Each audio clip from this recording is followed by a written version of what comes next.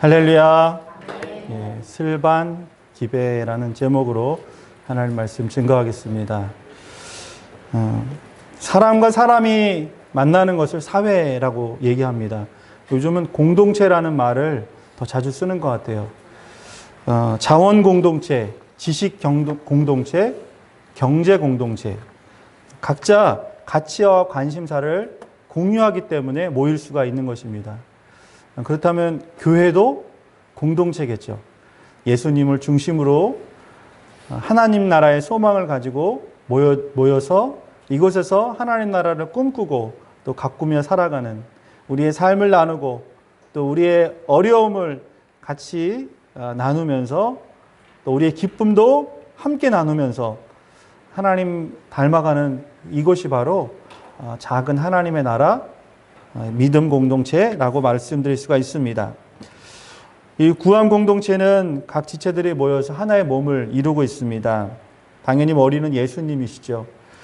에베소서 1장 22절과 23절에 보면은 바울은 이렇게 기록하고 있습니다. 또 만물을 그 발 아래 복종하게 하시고 그를 만물 위에 교회의 머리로 주셨느니라. 23절 말씀 보면 교회는 그의 몸이니 만물 안에서 만물을 충만하게 하시는 자의 충만이니라 말씀하고 있습니다. 또 한 구절 보면 골로새서 1장 18절에도 이 부분이 이렇게 기록되어 있습니다. 그는 몸인 교회의 머리시니 그는 근본이시요 죽은 자들 가운데서 먼저 나신 이시니 그는 친히 만물의 으뜸이 되려 하심이라. 아멘. 자, 머리가 어떤 역할을 합니까? 우리의 머리. 네, 맞습니다. 우리의 신체 기관이 다 중요한데 가장 중요한 신체 기관을 둘로 꼽자면 우리의 머리, 뇌와 심장이라고 꼽을 수가 있겠죠. 말하자면 예수님이 우리의 뇌가 되시는 거고 우리의 심장이 되시는 거예요.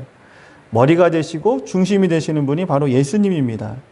요한복음 15장 말씀에도 가지가 나무에 붙어 있어야지만 생명력이 있고 또 많은 열매를 맺는다고 했잖아요. 우리는 그리스도의 지체라는 것이죠. 손과 발이 되고 각 몸의 부분이 되는 거예요. 그렇기 때문에 우리가 해야 될 일은 뭐냐면 나를 주장하는 것이 아니라 주님께 붙어 있고 또 서로 유기적인 관계를 맺으면서 살아가는 것, 그것이 바로 하나님이 우리에게 기뻐하시는 일이라는 것입니다. 우리가 그러면 어떻게 하나가 될 수 있을까요? 서로의 모습은 다르잖아요. 서로의 살아온 배경도 다르지 않습니까? 우리의 지식이나 우리의 재정 상태나 우리가 갖고 있는 모든 것들이 서로 다르단 말이에요. 그런데 어떻게 한 가족도 사랑하기가 어려운데 서로 다른 피 한 방울 섞이지 않는 저와 여러분이 그리스도 안에서 서로 사랑할 수 있을까요? 우리 요한복음 13장 34절과 35절 앞에 있는 말씀 함께 합독해서 읽도록 하겠습니다. 시작. 새 계명을 너희에게 주노니 서로 사랑하라. 내가 너희를 사랑한 것 같이 너희도 서로 사랑하라. 너희가 서로 사랑하면 이로써 모든 사람이 너희가 내 제자인 줄 알리라. 아멘. 자, 오늘 제목이 슬반 기배입니다. 혹시 목사님이 뭐 이렇게 잘못 쓰셨나 내가 모르는 사자성어가 있나 라고 생각하실 수도 있어요. 자, 슬픔을 나누면 어떻게 됩니까? 반이 되고, 기쁨을 나누면 배가 되고. 그래서 제가 이 표현을 어떻게 하면 제목으로 쓸 수 있을까 생각을 하다가 줄여버린 거예요. 요즘은 그 MZ세대, 젊은 세대들은 다 줄이잖아요. 슬픔을 나누면 반이 되고 기쁨을 나누면 배가 되고 슬반 기배, 이게 바로 교회의 모습인 것 같아요. 우리 주님께서도 우리의 슬픔 가운데 함께 하셨죠. 우리 예수님께서도 우리의 기쁨 가운데 함께 하셨죠. 그렇기 때문에 우리의 삶이 늘 어려움 가운데서도 다시 일어날 수 있고요. 또 우리의 기쁨이 우리의 기쁨만으로 그치는 것이 아니라 다른 사람으로 그 기쁨을 옮겨갈 수 있다는 것입니다. 여러분 옆에 있는 우리 성도님, 우리 교회 한 식구들 슬픈 일이 있을 때 같이 슬퍼하셨으면 좋겠어요. 제가 굉장히 슬픈 일을 당했는데 혼자 만약에 그 슬픔을 당했다 그러면은 아마 그 헤어나오기가 참 어려웠을 것 같아요. 그런데 제 슬픔인데 생판 모르는 나랑 관계가 없는 우리 교우 성도님이 한 분이 오셔가지고 내 슬픔에 더 슬퍼하면은 어떤 줄 아세요? 그만 슬퍼해. 나 괜찮아. 이러면서 내가 위로가 되면서 회복이 되더라고요. 반대의 경우도 기쁨도 마찬가지죠. 내 기쁨이 다른 사람에게 어떤 기쁨이 될까? 그런데 내 기쁨으로 끝날 수도 있잖아요. 그러나 그 기쁨을 공유하고요. 누군가 나에게 동감을 해주고 요즘 뭐 유튜브 하면 좋아요, 구독, 알람 설정, 구독 여러분 그거 굉장히 사람들이 목말라하지 않습니까? 아무것도 아닌데 그런데 사람들 마음에는요. 내가 어떤 일을 했을 때 어떤 좋은 일을 할 때 무엇인가 새로 시작할 때 누군가의 인정 한마디 이렇게 유튜브 한번 눌러주는 좋아요 하나가 그 사람한테는 엄청 큰 힘이 된다는 거예요. 우리 성도의 기쁨을 배가시키는 것은 기도인 줄 믿습니다. 여러분 어떤 사람이 기쁜 일을 당했어요. 아유 잘했다. 아유 내일같이 기쁘다. 여러분 그 슬픔에도 그 사람을 위해서 말도 하지만 기도도 해주시고 또 그 사람의 기쁜 좋은 일에 그냥 내가 냉담한 것이 아니라 박수 쳐주고 또 기도해주고 그럴 때 하나님께서는 이곳에 하나님의 나라가 온전히 세워질 줄 믿습니다. 제가 간증을 하나 할게요. 목요일 날, 그러니까 이 며칠 안 지난 거죠. 오늘 주일이고 목요일 날 제가 2주 동안 이제 교회에 쌀이 떨어져서 쌀을 사려고 고민을 하고 있었어요. 사실 뭐 쌀 사는 거 그거 얼마 됩니까 목사님 하지만 그래도 담임 목사의 마음은 그렇지가 않더라고요. 쌀을 어떤 거를 살까 또 얼만큼을 살까라고 고민을 2주 동안 제가 하다가 결국에는 이제 온라인 창을 열고 이제 고심 끝에 쌀을 한 포대 사려고 이제 준비를 하고 있는데 문자 하나가 왔어요. 저랑 잘 모르시는 예전에 교회 성도님 한 분이 문자가 이렇게 왔는데 문자의 내용이 무엇이냐면은 목사님 교회에서 혹시 쌀이 필요하십니까? 아니 다른 얘기가 없었어요. 뭐 제가 그분하고 소통이 있었던 것도 아니고 제가 이제 쌀을 사려고 고심을 하다가 이제 클릭을 하기 직전인데 그렇게 카톡이 온 거예요. 목사님 교회에 쌀이 필요하시면 제가 사서 보내드리겠습니다. 그래서 제가 순간 전기가 찌릿하더라고요.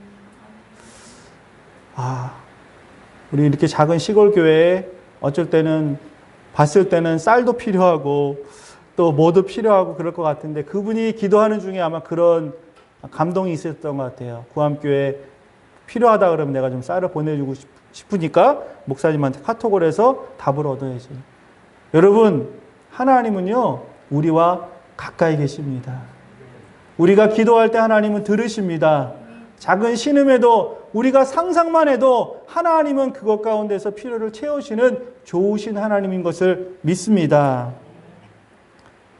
여러분 비단 구암교회만 그런 것이 아니죠. 로마서 12장에 보면 오늘 말씀의 교훈이 바로 그거예요. 구원받은 사람, 하나님 믿는 믿음의 사람들이 교회 안에서 어떻게 생활해야 되는지 또 교회 바깥에 있는 사람들을 어떻게 대해야 되는지에 대해서 오늘 교훈하고 있습니다. 바라기는 오늘 로마서 12장 말씀을 통해서 우리가 매일 얼굴을 보고 있는 교회 성도님들 또 저 교회 울타리 밖에 있는 성도님들에 대해서 우리가 어떻게 대해야 되는지 그분들을 어떻게 섬겨야 되는지 함께 말씀을 나누고자 합니다.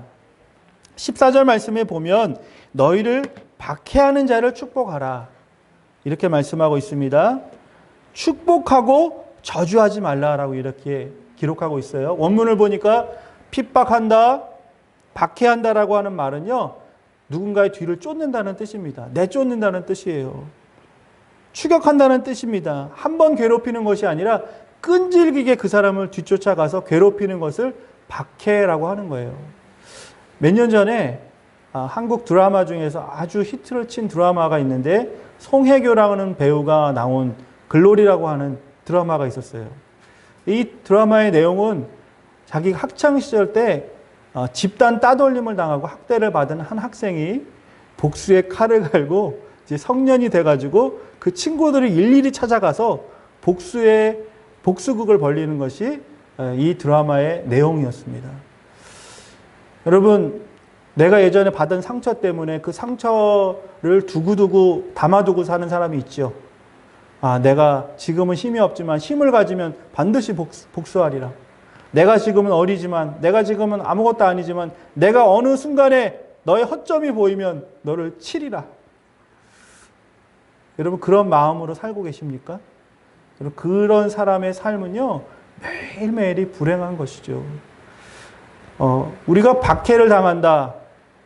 복음을 전하다가도 박해를 많이 당하죠. 우리나라 교회 역사가 130년 되지 않았습니까? 그동안 얼마나 많은 순교자들이 나왔어요.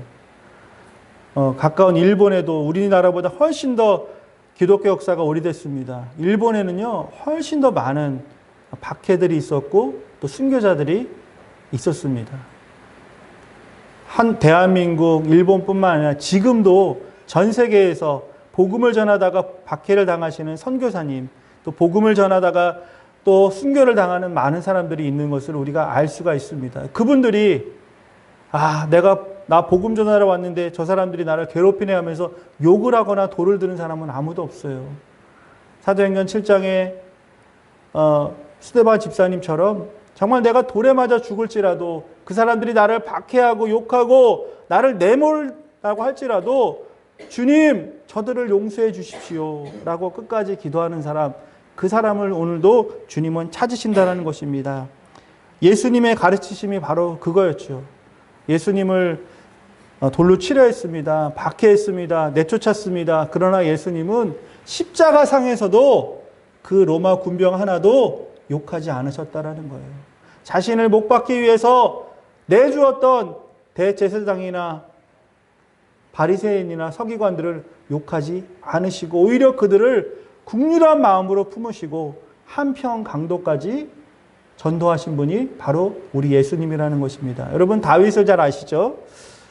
성경에서 많은 인물들 중에서 예수님을 가장 닮은 꼴이 다윗입니다. 다윗이 왕이 되었습니다. 그는 많은 인기를 얻었습니다. 그러니까 사울 왕이, 그의 장인이 이 다윗을 시기하는 거예요. 죽이려 하는 거예요. 수없이 암살 기도를 합니다. 매일 그를 박해합니다. 뒤로 쫓습니다. 그러나 항상 역전에 일어나는 것이 상황이잖아요. 다윗도요, 사울을 칠 기회가 생긴 거예요. 그러나 하나님은 하나님이 세우신 왕을, 하나님이 세우신 사람을 내가 칠 수 없다. 나는 심판자가 아니라고 하면서 그 모든 기회를 스스로 저버린 사람, 그 사람이 바로 다윗이라는 거예요. 여러분, 예수님, 다윗, 성경에 나와 있는 수많은 믿음의 사람들 공통점이 무엇입니까? 복수할 수 있는 기회, 당했지만 그를 오히려 축복하고 그를 위해서 기도하는 그 사람이야말로 하나님이 찾으시는 그 사람, 그런 사람들이 모여있는 곳이 바로 교회 공동체라는 거예요. 여러분, 지금 곁에 나를 가장 괴롭게 하는 사람이 계신가요? 때로는요, 내가 잘못한 것이 없는데 뒤에서 수군거리는 사람도 있습니다. 내가 잘못한 것이 그게 없는데 오해하는 사람, 험담하는 사람들도 있다라는 것이죠. 우리의 인생의 길을 걸어가다가 어쩔 때는 나의 길을 막는 사람도 있습니다. 나는 똑바로 걸어가고 있는데 내 길에 함정을 놓는 사람도 있어요. 나를 뒤에서 붙잡고 넘어뜨리는 사람도 있어요. 그러면 그런 사람들에 대해서 여러분 일일이 어떻게 합니까? 복수하십니까? 따지고 드십니까? 아니요. 그냥 나는 나의 길을 걸어가며 그 영혼을 위해서 기도하고 또 용서해주고 악을 악으로 갚지 않고 선으로 악을 이기는 그 한 사람. 그 사람이 정말 주님을 만나고 다시 돌아와서 나와 함께 믿음의 길을 걸어가기를 기다려주는 그 사람이 바로 하나님이 찾으시는 한 사람이라는 것입니다. 오늘 15절 말씀에 보면 즐거워하는 자들과 함께 즐거워하고 우는 자들과 함께 올라라고 이야기하고 있지요. 여러분, 인생을 꼭 네 박자로 설명할 수는 없지만은 희노애락이라고 하잖아요. 기쁜 일, 또 화낼 일, 또 사랑하고 아끼고 또 즐거운 날들이 반복인 것이 우리 희노애락인데, 이 희노애락을 같이 하는 사람을 가족이라고 하는 거예요. 여러분의 가정이 있는데요, 좋은 일만 있지는 않습니다. 때로는 굳은 일도 있어요. 무거운 짐을 지고 가야 되는 일도 있습니다. 부담스러운 일도 있고요, 굳은 일도 있어요. 오늘처럼 날이 반짝인 날도 있지만은 때로는 비가 내리고 눈보라가 치는 날도 있는 것이 우리의 가정인데, 그럼에도 불구하고 함께 하는 것을 가정이라고 하는 거예요. 그리고 믿음의 사람들이 모여있는 교회 공동체라고 말하고 있습니다. 여러분, 쉬운 것처럼 보이지만 여러분, 결코 그것이 쉽지 않다라는 거예요. 어려운 일이 있어도 더 내 가정을 지키고, 굳은 일이 있어도 내 교회를 믿음으로 지켜내는 그 사람이 하나님이 찾으시는 그 한 사람인데, 즐거운 일이 있을 때는 누구나 다 함께 하기를 원하죠. 그러나 반대로 힘든 일이 있고 울어야 되는 일이 있으면 우리는 쉽게 그곳을 떠날 때도 있습니다. 정말 내 가정을 끝까지 지키는 사람은 어떤 사람이냐면 내 자아가 죽은 사람이에요. 내 속사람이 그리스도를 온전히 매일 만나는 사람, 그 사람이 바로 교회를 지킬 수 있는 사람이에요. 예수님은요, 우리의 희노애락과 늘 함께 하십니다. 예수님의 공생애 중에 첫 번째 기적이 어디에서 있었습니까? 가나 혼인잔치. 그러니까 결혼식 날이잖아요. 축제일입니다. 예수님은요, 사람들이 즐거워하는 곳에 축제의 시간에 함께 하셨던 거예요. 예수님은 장례식도 가셨죠. 나사로가 병으로 말미암아 죽게 되었습니다. 3일이 지났습니다. 많은 사람들, 특별히 가족들이 슬퍼하면서 울면서 애통해하고 있어요. 그곳에 예수님이 함께 가셨습니다. 예수님은 권력자나 유명인과 함께하고 그들과 함께 즐거움을 누리시기보다는 오히려 고아와 과부, 나그네와 이방인, 창기, 죄인들과 늘 식사하는 것을 즐겨 하셨다라는 거예요. 당시에 가장 공공의 적이라고 불렸던 사람 중에 한 사람이 바로 삭개오죠. 이 로마에 세금을 걷어야 되는데, 세금을 걷어는 것에 정말 부당하게 2배, 3배 세금을 걷어가지고 자신의 배를 채운 사람이 삭개오죠. 그러니까 이런 세금 공무원, 고위 공무원이었던 삭개오는 모든 사람의 미움의 대상이었습니다. 그 집에 가는 것을 원하지가 않았어요. 그 집에 거래하는 것은 수치스러운 일이었어요. 그런데 누가 그 집에 가셨죠? 예수님이. 그럼에도 불구하고 그 모든 것을 아시고 그 모든 사람들의 시선을 느끼셨음에도 불구하고 삭개오야, 그 나무에서 내려와라. 내가 오늘 너의 집에 유숙하여 하겠느니라 하시면서 그 집에서 하룻밤을 그 삭개오와 함께 먹고 이야기하고 나누면서 삭개오를 변화시키신 분이 우리 예수님이라는 것입니다. 우리 예수님은요, 내가 좋을 때만 우리 곁에 계신 분이 아니라 내가 가장 슬플 때도 함께 하시는 분이에요. 다른 사람들의 오해를 받거나 또 사람들로부터 미움을 받을 때도 또 사람들로부터 손가락질 당하는 그런 상황에 있을지라도 누구라도 나를 찾지 않는 그 순간에 우리 예수님은 삭개오를 찾아오신 같이, 나사로를 찾아오신 같이, 그 가나 혼인잔치에 함께 하신 것처럼 오늘 이 시간도 우리와 함께 하신 줄 믿습니다. 우리 예수님은 눈먼 자의 어둠을 그냥 두고 보지 않으셨어요. 귀신 들려서 고통받는 그 사람의 눈물을 외면하지 않으셨습니다. 죽은 자의 그 곁에서 침통함으로 그 마음이 무너진 사람을 한 번도 그냥 지나치지 아니하시고 우리 주님은 찾아오셨고요, 찾아가셨고요, 또 그와 동행하시고 동거하시고 그와 먹고 마시고 함께 그 밤을 보내시면서 그 상한 마음을 치료하신 분이 우리 예수님이신 줄 믿습니다. 우리 예수님이 그러셨다면 우리도 그렇게 해야 되지 않을까요? 우리도 예수님 믿는 작은 제자들이잖아요. 주님의 길을 따르고 있지 않습니까? 주님을 위해 살겠다고 오늘 우리 구암교회, 구암공동체에 모여 있지 않습니까? 그렇다면 여러분 가장 곁에 있는 분 한번 얼굴 한번 쳐다보세요. 여러분 양옆에 또 앞뒤에 계신 분, 하나님이 우리에게 보내주신, 섬기라고 보내주신 하나님의 귀한 사람들이죠. 하나님의 사람, 하나님이 보내주신 귀한 선물, 하나님이 보내주신 귀한 손님, 이분들을 우리가 잘 섬기는 것이 우리 주님, 보이지 않는 주님을 섬기는 가장 지름길이라는 것입니다. 16절과 17절 말씀을 보면 오늘 말씀의 결론입니다. 서로 마음을 같이하여 낮은 데에 처하며 스스로 지혜 있는 체 하지 말라라고 말씀하고 있습니다. 하나님의 교회, 예수님의 공동체는요, 마음을 하나로 모아야 돼요. 근데 우리의 마음이, 내 마음도 어쩔 때는 갈대처럼 흔들리는데 우리의 지금 모여있는 20명, 30명의 마음이 어떻게 하나가 될 수 있을까요? 참 어려운 것이죠. 그런데 방법이 뭐냐면 우리의 마음을 내려놓는 거예요. 우리의 마음을 겸손하게 하는 거예요.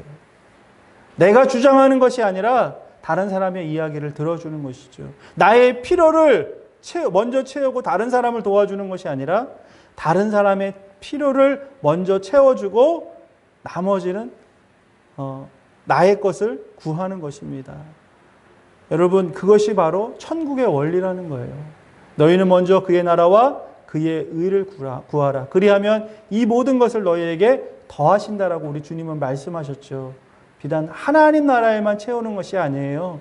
내 곁에 우리 교회에 지금 속해 있지만 소외되신 분들도 계십니다. 우리의 기억 속에서 잊혀진 분들도 계세요. 오늘 주일 나오셔야 되지만 나오시 못하신 분들도 계세요. 여러분, 우리의 기억 속에서 잊혀지는 것이 아니라 그분들을 위하여 기도하는 것, 그분들의 필요를 채우기 위해서 오늘도 함께 땀 흘리고 그분들을 찾아가는 것, 그것이 바로 우리 주님의 마음이라는 것입니다. 우리의 마음이 높은 곳에 있으면 은혜를 받을 수가 없어요. 물이 위에서 아래로 흐르는 것처럼 오늘 하나님의 은혜도 낮은 곳에 임한다라는 것입니다. 하나님, 더 낮아지기 원합니다. 더 내가 높은 곳을 향하고 내 것을 취하는 것이 아니라 나보다 더 힘든 분을 위해서, 나도 힘들지만, 나도 피곤하지만 나보다 더 어려운 지체를 향해서 하나님의 사랑의 그 빛을, 그 받은 사랑을 흘려 내보내겠습니다. 여러분, 그런 사람에게 하나님의 은혜가 충만한 줄 믿습니다. 금요일날 청소를 하기 위해서 교회 본당에 사무실에 왔는데 농산물 2가지가 이렇게 올려있고 메모장이 있어요. 무엇인가 봤더니 목사님, 첫 수확물입니다. 교회 바칩니다. 제가 그걸 보면서 막 눈물이 글썽했어요. 우리 대부분 우리 성도님들 크고 작은 농사를 지으시잖아요. 그러면 농사를 이제 첫 번째 수확하신 것들이 이만저만 있으실 것인데, 내가 먹어도 되고 이웃을 나눠줘도 되고, 또는 필요하면 마트에 가서 판매도 하시면 되는데, 이분의 생각은 그렇지 않다라는 거예요. 내 것을 취하기보다는 주님께, 나보다는 누군가에게. 여러분, 그런 마음이 모이고 모일 때 하나님은 그 사람을 주목하신다는 것입니다. 그 가정을 축복하신다는 것입니다. 그 농사 짓는 그곳을 이삭과 같이 그해 100배의 축복을 주실 줄 믿습니다. 여러분, 우리가 개미를 쉽게 보잖아요. 우습게 보잖아요. 근데 이 개미가 얼마나 서로 유기적인 관계를 맺고 있습니까? 이 개미가 참 재밌는 습성이 몇 가지가 있는데, 자기의 몸에 큰 먹잇감을 지고 가잖아요. 이 책을 보니까 자기 몸무게 5,700배까지 무거운 걸 들고 날른대요. 여러분 아마 보셨을 거예요. 개미는 요만한데 나방 이만한 거를 몇 마리가 끌고 가잖아요. 그렇죠? 그리고 이제 이 한 마리 개미가 정찰을 나가서 과자 하나 부스러기가 떨어진 것을 딱 보면 바로 자기가 먹는 것이 아니라 돌아와서 다른 동료들에게 그 먹이가 이만큼 있다라는 것을 알려가지고 같이 그것을 같이 일도 하고 같이 분배도 한답니다. 개미도 병이 들어요. 바이러스에 오염이 되면 어떤 개미가 와가지고 그 개미의 바이러스가 걸린 것을 알고 자신의 입을 물어가지고 그 해독제 같이 그 개미를 치료하는 그런 일도 있다고 합니다. 어찌 보면 우리는 개미 미물이라고 생각하지만 잠언 6장의 말씀처럼 우리도 개미한테 배울 것이 있다라는 거예요. 개미는 먹을 것이 있으면 자기만 먹는 것이 아니라 자기가 페로몬이라고 하는 이 배 끝에 있는 그 물질을 계속 바닥을 끌고 오면서 동료들이 따라올 수 있도록 길을 만드는 거예요.